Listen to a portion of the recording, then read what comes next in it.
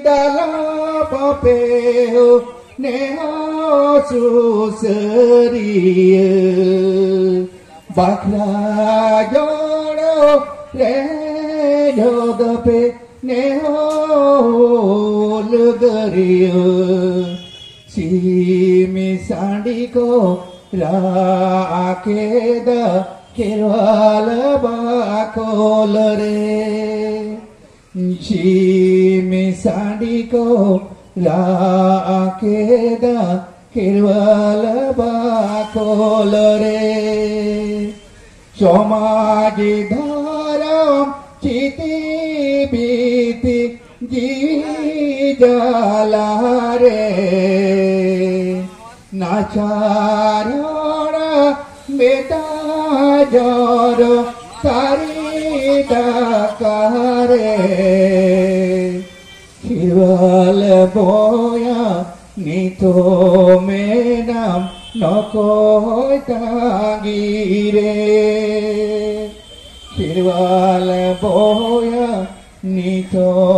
Menam Nokoi Tagire Ore Mende Maya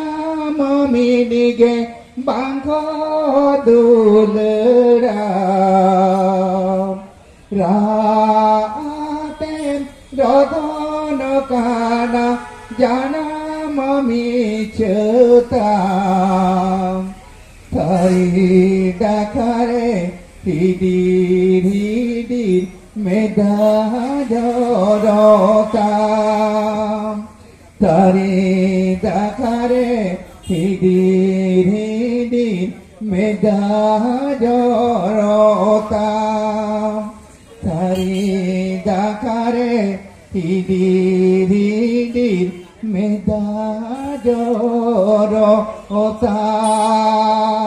Johar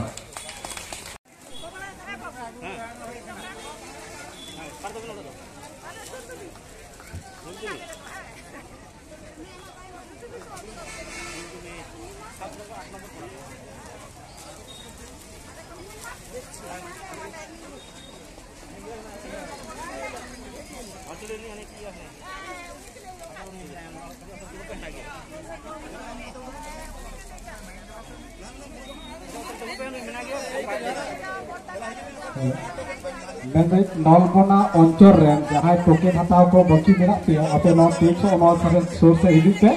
नौतरा token इमा पे नलगोना अंचल जहाँ टोकेन हताव बाकी मेरा पे अपने नौ स्टेज रेना उन्हें ये टेन हिजू पे इनका टोकेन इमा पे नलगोना अंचल खन जहाँ पे है क्या ना অবশ্যই জিতেছিল কিন্তু সেটা ক্ষণস্থায়ী হয়েছিল কারণ ইংরেজের যে অস্ত্র সেই অস্ত্রের সামনে সাঁওতালদের তীর ধনুক টাঙ্গি লাঠি বল্লম কিন্তু কোনো কাজ দেয়নি তবু সাঁওতাল যোদ্ধারা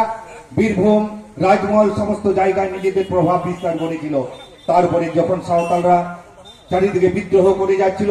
তখন আমাদের ইংরেজ সরকার একদম মার্শাল ল জারি করলো এবং মার্শাল ল জারি করলো যে সিধুকে ধরতে পারবে তার জন্য এত পুরস্কার ঘোষণা করা হলো এবং সেই ফলস্বরূপ সিধুকে ধরা হলো এবং যে জায়গায় মহেশ দারোগাকে কুপিয়ে খুন করা হয়েছিল সেখানে সিধুর ফাঁসি হয়েছিল এবং আমাদের কানুর ফাঁসি হয়েছিল 23 ফেব্রুয়ারি 1856 এবং যখন কানুর ফাঁসি হচ্ছিল সেই সময় তখন সমস্ত জনগণের কাছে কানু বলেছিল যে আমি 4 বছর পরে আবার এই পৃথিবীতে আমি অবতীর্ণ হব এবং আবার আমি লড়াই সংগঠিত করব কিন্তু দুঃখের বিষয় কানু আবার আসেনি এখানে লড়াই সমাপ্ত হয়ে গেছিল কিন্তু যার কাছে যাওয়ার কথা ছিল সাঁওতালদের কিংবা নিচু শ্রেণীর সমস্ত জনগণের যারা খেটে খাওয়া মেহনতি মানুষ তাদের মনের কথা কিন্তু বড়লাট জানতে পারেনি বড়লাট যদি জানতে পারতেন যে সাঁওতালদের দুঃখ দুর্দশার কথা যে দুঃখ দুর্দশার জন্য ওরা কলকাতা অভিমুখে যাত্রা করেছিল তাহলে নিশ্চয়ই বড়লাট কিন্তু বুঝতে পারছেন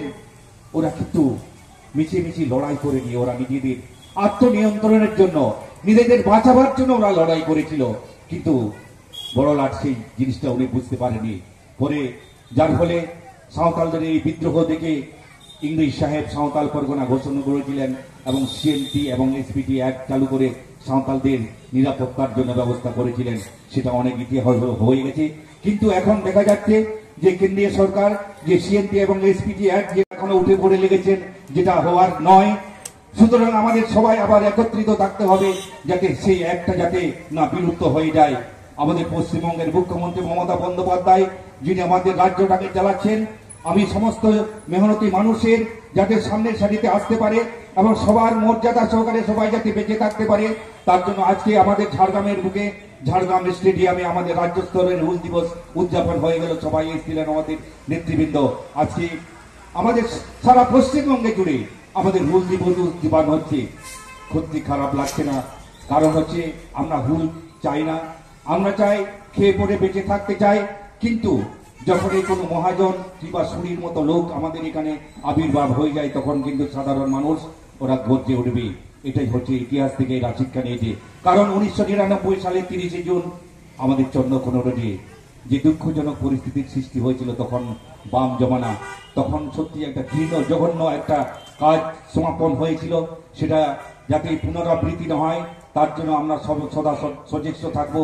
এবং সদা সচেষ্ট থেকে আমাদের মমতা বন্দ্যোপাধ্যায় যে পথে আমাদেরকে নিয়ে যাচ্ছেন, সেই পথে গিয়ে আমাদের সমমর্যাদা এবং মর্যাদা সহকারে আমরা যাতে বেঁচে থাকতে পারি এবং হুল দিবস যাতে উদযাপন করতে পারি, তার জন্য আপনারা সবাই সজাগ থাকবেন, সবাই ভালো থাকবেন। আমি আমার বক্তব্য দীর্ঘায়িত করছি না, এই বলে আমি আমার বক্তব্য শেষ করছি। নমস্কার, জোহার। সিধু কালু জিতকের, চাঁদ ভৈরব জিতকের, ফুল গানা জিতকের, জোহার। হুল দিবস।